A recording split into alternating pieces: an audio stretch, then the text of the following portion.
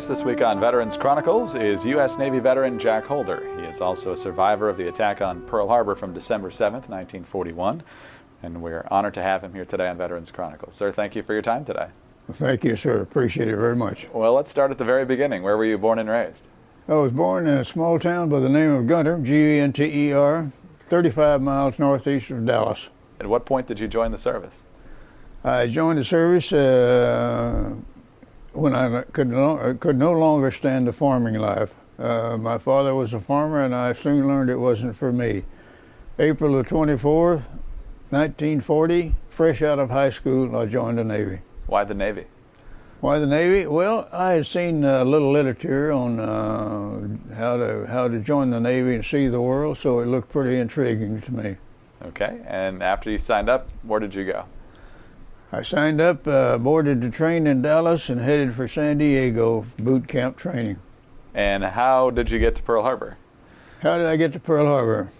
December the 6th, I boarded a USS tanker loaded with 6 million gallons of fuel oil, departed for Pearl Harbor. It was quite a trip. It was a 6-day trip. 6 million gallons, you can imagine, on a ship. We had 3 feet of freeboard. Freeboard is the distance from the top deck to the water. And I being the only passenger, when I was talking to one of the ship's crew, we went through a terrible storm. The captain never slowed down, and I was told by one of the ship's crew that he was a little peeved because he wanted to spend Christmas in San Diego. Any rate, I arrived in Pearl Harbor on December the 12th, 1940. And what unit were you with now? What unit was I with? I went immediately to PBY Squadron, VP 23. It eventually became, at that time it was VP 26, but that's the squadron I joined when I arrived. And what does that mean, VP? VP is patrol, versatile patrol bomber. Aircraft built by Consolidated San Diego, PBY. Okay, so you get there almost a year ahead of the Japanese attack. I did. What were you doing during that intervening time? Well, as a young recruit in the Navy, I was far from becoming a crew member. PBY is strictly a flying boat, has no fixed landing gear. It has to have beaching gear installed on it to bring it ashore. You roll it back in the water, remove the beaching gear prior to flight. My first duties in the Navy was 4 months in the beach crew. Okay, and that's the first 4 months, then what? After 4 months, I was assigned to a PBY crew as a waist hatch gunner and a first mechanic. After that 4 months, I rose to the rank of plane captain, which the plane captain in the Navy is another word for flight engineer. Okay. The only difference is in the Navy, you fly the same airplane all the time, and the plane captain or the flight engineer is responsible for every aspect of airworthiness on an aircraft. In other words, the bombardier, the radio man, every enlisted man is a 5-man enlisted crew, and those gentlemen report to the plane captain. The plane captain reports to the pilot. Prior to the attack, was there a lot of anxiety about there being a war in the Pacific theater? Or no one ever thought about it. No one even heard about it. They never dreamed it would happen. In fact, I've been told that many influential people were interviewed, questioned on this prior to this, and they were asked a question, do you think Japan would attack the U.S.? And their answer was they'd never be that foolish. For many years, at that time, Admiral Kimmel was our commander of the Pacific Fleet. For many years, I blamed him, but I later learned that he didn't know any more about it than I did. So describe your day. Well, how did December 7th begin for you? Well, as an enlisted man, you have 4 sections in there, and in the squadron, and every 4th day you have the duty, which means you stay aboard and stand watch. You cannot go ashore. I happened to have the duty that day. We had just fell in for muster. We were lined up in our hangar when the section leader began roll call. we heard a screaming aircraft, and moments later, a terrible explosion. We ran outside the hangar, and the hangar beside us, VP-21, had received the first bomb that fell on Fort Island, about 100 yards from me. It was engulfed in smoke and flame, and it so happened that our aircraft, our PBYs, were parked between the two hangars. The bomb was close enough that most of our aircraft were damaged. The squadron is 12 aircraft. Most of them were damaged, but these aircraft were only 2 weeks old. We had just returned from San Diego with them, brand new aircraft. And so what was the response after that? It so happened that one of my shipmates remembered, and incidentally, when we ran out, the first thing we seen was a circling aircraft overhead with the rising sun insignia. We immediately knew what happened, and everything goes through your mind. I've been asked so many times, what were your thoughts at that time? But you have so many, it's hard to describe, I guess. Fear, anger, surprise, whatever, you know. But when we seen the rising sun on insignia on the aircraft, we knew immediately what had happened. It so happened that one of my shipmates remembered there was a sewer line behind our hangar under construction. He says, let's go for the ditch, follow me. We all ran, jumped in the ditch, sat there clinging to each other. One of the aircraft seen us, circled, strafed the ditch, hit the dirt piled up beside the ditch, missing us probably 3 feet. I'm not sure how long we were in the ditch, but as I sat there, I've been asked, you know, what my thoughts were at that time, and I guess my most vivid memory is, God, please don't let me die in this ditch. This was a two-wave attack, of course. You know, the first wave was 187 aircraft, dive bombers, torpedo planes, and fighters. And the second wave arrived an hour and 15 minutes later, 167 aircraft, the same type of aircraft, and struck the same targets. I don't know how long we were in the ditch, but as soon as we got up, but prior to the second wave, I seen all the ships up, battleship row on fire, the Arizona, the West Virginia, the Tennessee, Nevada, Oklahoma, California. It was a devastating sight I'll never forget. The captains of our squadron's aircraft was in the hangar undergoing a 30-hour check, and I was directed along with 2 other sailors to help get the aircraft ready for flight. On the mechanical side of it, we installed new spark plugs, buttoned up the engines. The aircraft was rolled out, refueled, loaded with 2 1,000-pound bombs. The captain and his crew flew for 19 hours looking for the Japanese forces, but found nothing. So then what was the priority? As soon as this happened, of course, martial law was declared. Of course, a complete blackout all over the Hawaiian Islands. And late in the afternoon, incidentally, part of this, after the first wave hit, we had construction crews. The Oklahoma, battleship Oklahoma had turned turtle up. The keel of the ship was up. We had construction crews out there on the bottom of the ship, cutting holes in the bottom of the ship, rescuing seamen trapped inside. But what I started to say was, later in the afternoon, machine gun pits constructed from sandbags was set up all around Fort Island. I had the good fortune, along with 2 other seamen, to man one of these pits for 3 days and nights, dining on bologna sandwiches, drinking coffee, and fighting mosquitoes. We had no idea where the Japanese forces were or if they were coming back, but every aircraft or every ship noise we heard, we thought they were. Fortunately, that didn't happen. On the 4th day, we were allowed to return to our barracks. All lockers had been broken open to retrieve white clothing for bandages. And at that time, we were issued a postcard with 2 inscribed inscriptions. The first one read, "I've been wounded." The second one said, "I am okay, don't worry." My mother received this card 11 days later. Jack, we'll pause right there. We'll take a quick break and come back and continue your story on Veterans Chronicles. We're back. This is Veterans Chronicles. I'm Greg Columbus. I'm joined today by U.S. Navy veteran Jack Holder, also a survivor of the Japanese attack on Pearl Harbor. And sir, when we left off, you were talking about the notice your mother got 11 days after the fact that you had survived the attack. Was there much correspondence soon between you and your parents? Not at all. Not at all? No. I don't remember how long it was, but it was quite a while, before I was allowed to correspond at all. So once we've taken stock of exactly what the Japanese have inflicted here, what is your unit specifically doing? Well, everything returned to normal. Training, patrolling, the main duties of the PBY out there was search and rescue and patrol.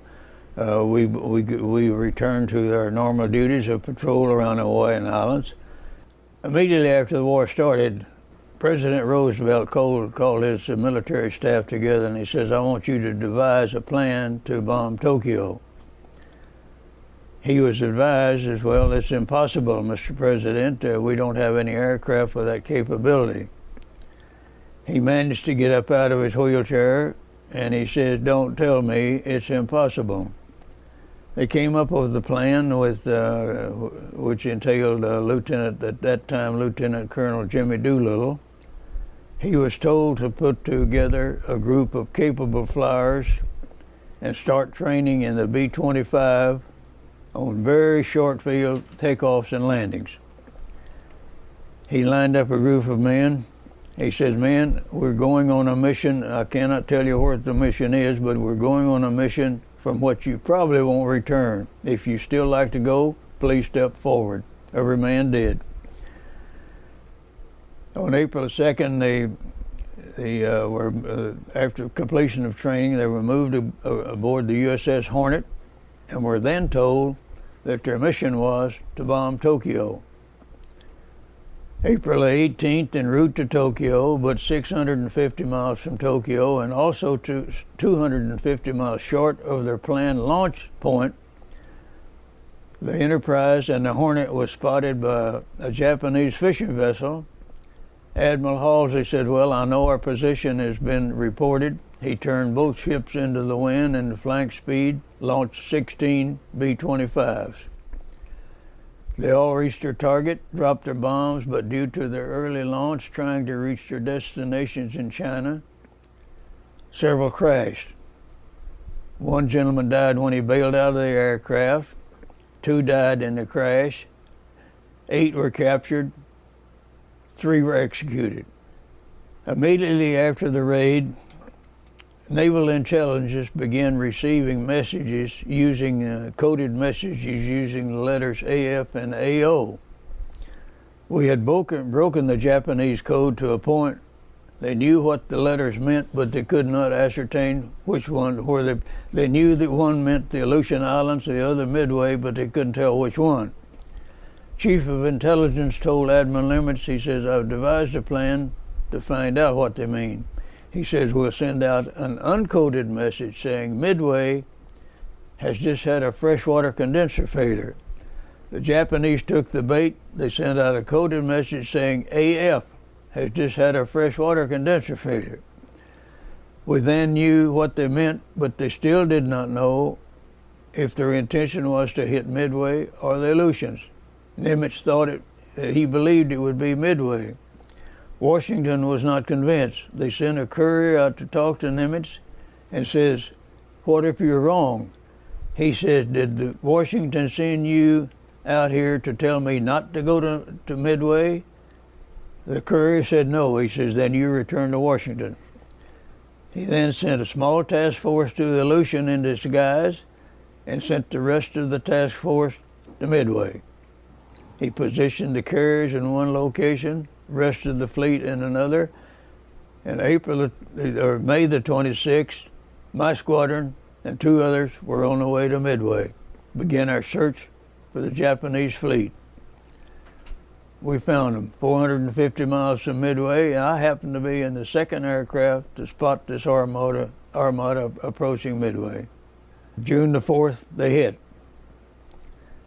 At that time, the Marines were equipped with an obsolete aircraft, the Brewster Buffalo. They sent 27 of them aloft. Only 7 of them returned, and they were badly damaged. In addition, our torpedo fleet was completely annihilated. The Hornet launched 30 torpedo planes. Only 1 man returned. They then launched 15 more, and only 4 of those returned. 45 aircraft, we lost 40. But this is the time when the tide was about to turn. We had airborne 3 squadrons of Douglas dive bombers. They'd been airborne 2 hours, searching for the Japanese fleet, running low on fuel. But the commander, Lieutenant Commander Wade McCluskey, says we're going to press on just a little longer. And just moments later, he spotted the white wake of a fast-moving Japanese destroyer, and he says that ship has to be racing to rejoin the main fleet. We'll follow it. And just moments again, they found 3 aircraft carriers diving from 20,000 feet. They sunk 3 aircraft carriers in 4 minutes. They were aided by 2 factors. Admiral Nagumo, the commander of the Japanese carrier force, had received word that damage to Midway was slight. He says, we'll rearm with bombs and return to Midway. Yamamoto says, no, we'll rearm with torpedoes and go after their fleet. While they were rearming, and also their fighter aircraft at that time was defending their own aircraft against our torpedo planes. That's when our dive bombers struck. Sir, let me pause you right there. We'll pick up your story in just a second. We're back on Veterans Chronicles. Honored to be joined today at the American Veterans Center Conference by U.S. Navy veteran Jack Holder. He's been telling us not only his experiences at Pearl Harbor, but he's also been giving us a very fascinating and detailed explanation of the Battle of Midway. And sir, you were just talking about the torpedo bombers and dive bombers. A little later in the day, after the 3 aircraft were sunk, Admiral Spruance called Admiral Nimitz and says, we've had a good day, Admiral. We sunk 3 aircraft carriers. Do you think that's enough? He said, hell no, I want the 4th one. The Hero, which was still there, was found later and sunk. They come to Midway with 4 aircraft carriers and left with none. It so happened that I was airborne at 4 o'clock that morning, armed with 4 500-pound bombs. Early afternoon, we found a submarine surfaced, unmanned. All hatches were closed. We dropped the first bomb on the fantail, made another run, dropped another 500-pounder behind the conning tower, and we made 6 circles around it, watching all kind of debris surface. We assumed we sunk the sub. Later in the afternoon, we had lost all contact with Midway. We did not know if we still controlled it or the Japanese had it. We had a decision to make. We could take a chance on returning to Midway, or we could drop our remaining bombs and set down at sea. We dropped our 2 remaining bombs unarmed, set down at sea, threw out a sea anchor, and drifted all night. I took a sleeping bag, climbed on top of the wing, tied myself to an antenna, and spent the evening. Sun up the next morning, we finally made contact with Midway. We learned that we had been successful. We're also told that there was a destroyer at the French frigate shoals loaded with aviation fuel. We took sun sights, found our position, flew to the shoals, refueled, went back to Midway. That's about as successful as you can possibly be. A lot of successful targeting of the Japanese there. We did, yeah. When we returned to Pearl Harbor, we were greeted by Admiral Nimitz, and he shook hands with everybody, and it was quite a homecoming. However, it was short-lived. We had 5 days of glorious pleasure at the Royal Hawaiian Hotel, but on July the 1st, I was in Noumea, New Caledonia, where I started patrol of Guadalcanal and all the Solomon Islands. And what did that entail? I flew 48 missions over the Guadalcanal and the Solomon Islands, 7-month period.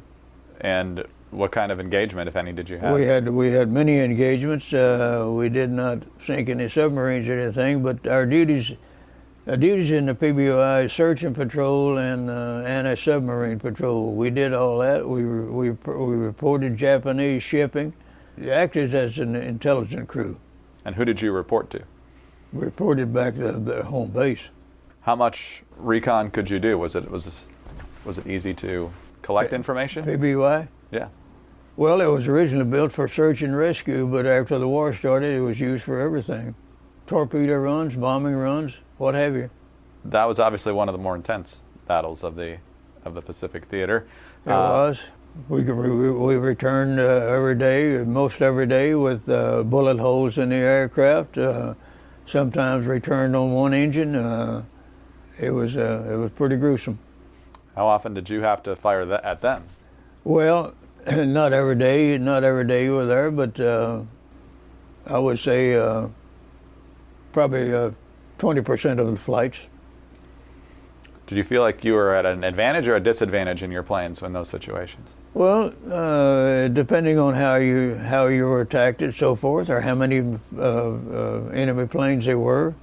But a lot of times in a PBOI, you had 250 caliber machine guns in the tail inside a blister. A lot of times, if an enemy aircraft was approaching, if they seen that blister go up, they pull away. They weren't all that brave all the time. I've also read that you were at the Battle of the Coral Sea. Is that correct? After Guadalcanal, where were you? I'd like to interject a few more thoughts on Guadalcanal. Oh, sure, absolutely. When I first went there, the commanding officer was Admiral Gormley. He was known to be a very smart admiral, but he didn't seem to be getting the job done. He had been there for 2 or 3 months. In fact, in my first 2 months there, we were definitely losing the battle in Guadalcanal. He even sent a communique to Admiral Nimitz saying, "My forces are inadequate. I can no longer control the situation." He was immediately relieved by Admiral Bull Halsey. Halsey took command. He come and visited all of the PBY flight crews. He then went aboard the island, visited every unit on the island. He says, "We will no longer allow the enemy to call the shots." He says, "We'll kill every son of a bitch on this island and I'll be right there with you." Things begin to turn. February of 1943, I received orders to travel to San Diego, supposedly to help commission a new PBY squadron and return to the Pacific. When I reached there, my orders had been changed. I started training in the B-24, spent 2 months San Diego, moved to Argentia, Newfoundland for additional 2 months. I was then sent to Dunkswell, Devonshire, England, spent 15 months in Dunkswell, flew 56 missions in the B-24 over the English Channel and the Bay of Biscay, which is the western coast of France.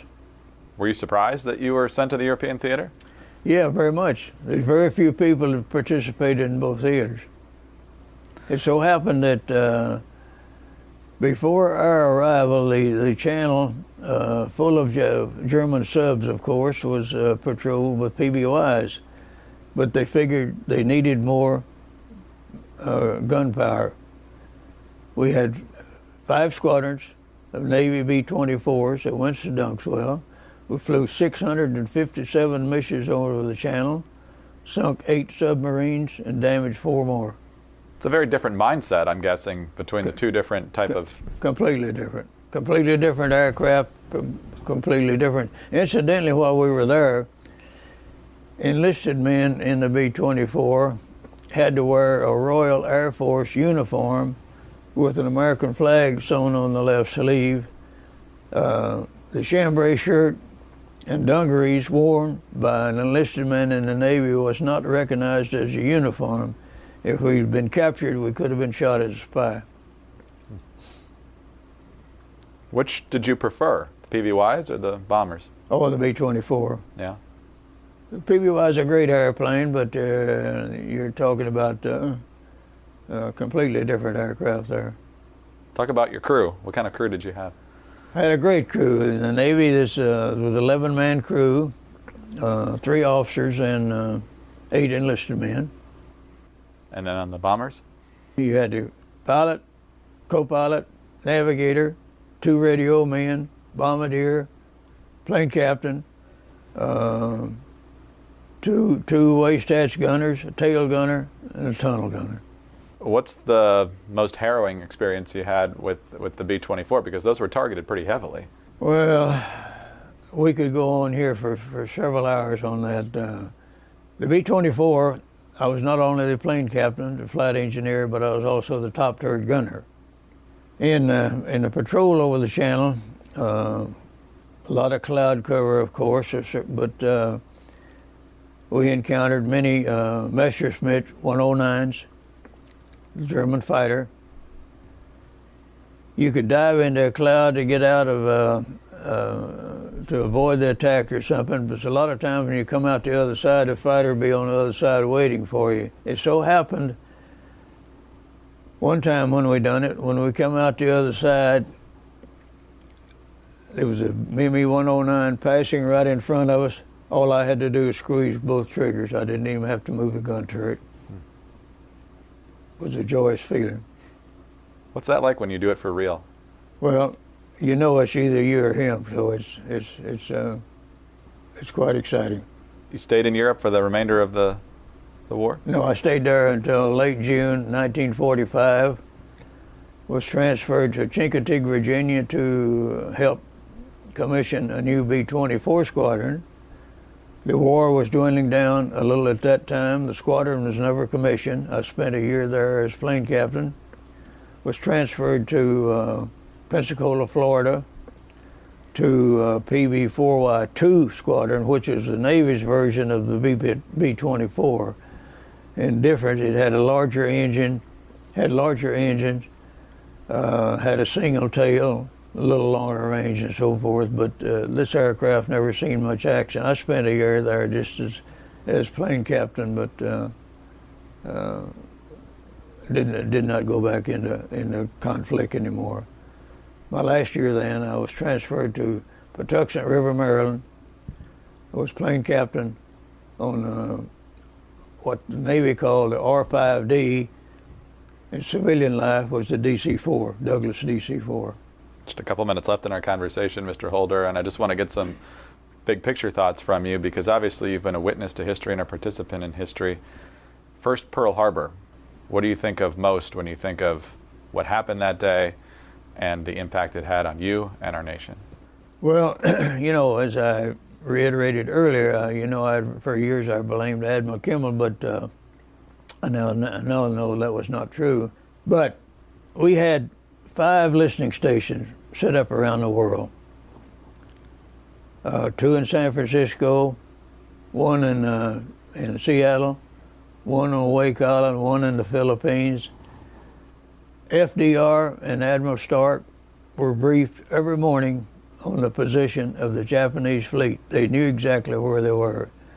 It's now thought that President Roosevelt wanted this to happen so we could join the British in the fight for their own kingdom.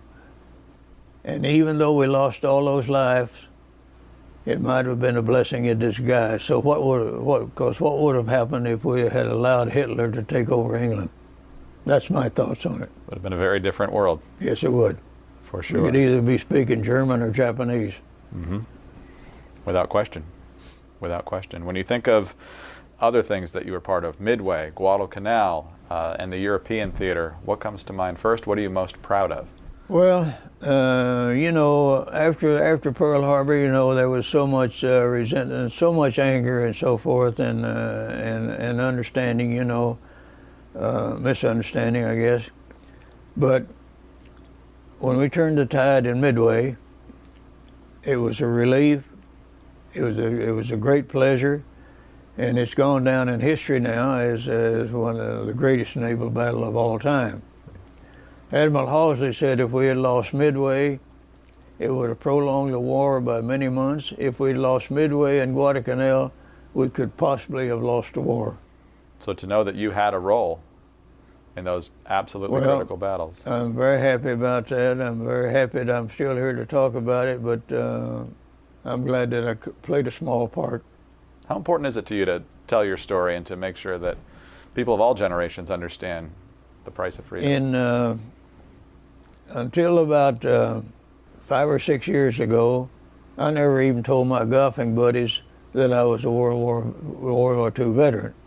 I met a young lady who started asking me a lot of questions about my military, and she says, "You've got to come out of the closet. You've got to start talking to people." I immediately then was greeted with a trip by the Arizona Honor Flight 2 to a trip to Washington, D.C. We made a stop in Detroit, and there was a long throng of people, 200 yards long, lined up on the tarmac greeting our plane when we taxied in. I then began to realize there were people out there that were interested and still cared. So it changed my whole aspect of everything. Since then, I've given so many presentations you wouldn't believe. I went back to Pearl Harbor on 2014, greeted by the Greatest Generation Foundation.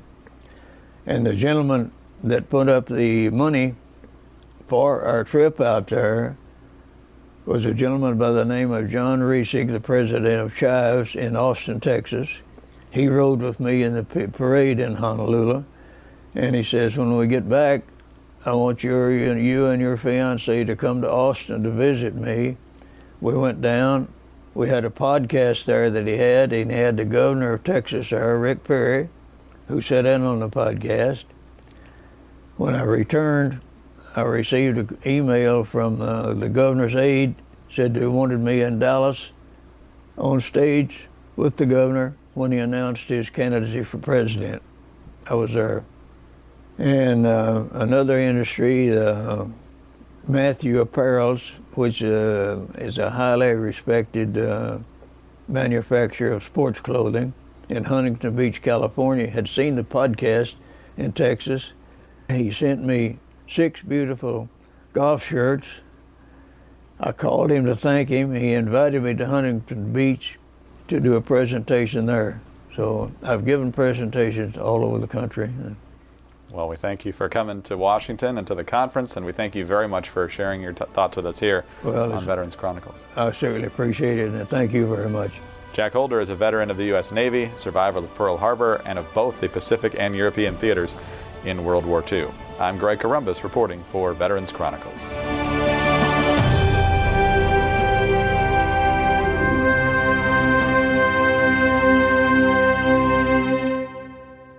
Hi, this is Greg Columbus, and thanks for listening to Veterans Chronicles, a presentation of the American Veterans Center. For more information, please visit AmericanVeteransCenter.org. You can also follow the American Veterans Center on Facebook, and on Twitter, we're at AVC Update. Subscribe to the American Veterans Center YouTube channel for full oral histories and special features, and of course, please subscribe to the Veterans Chronicles podcast wherever you get your podcasts. Thanks again for listening, and please join us next time for Veterans Chronicles.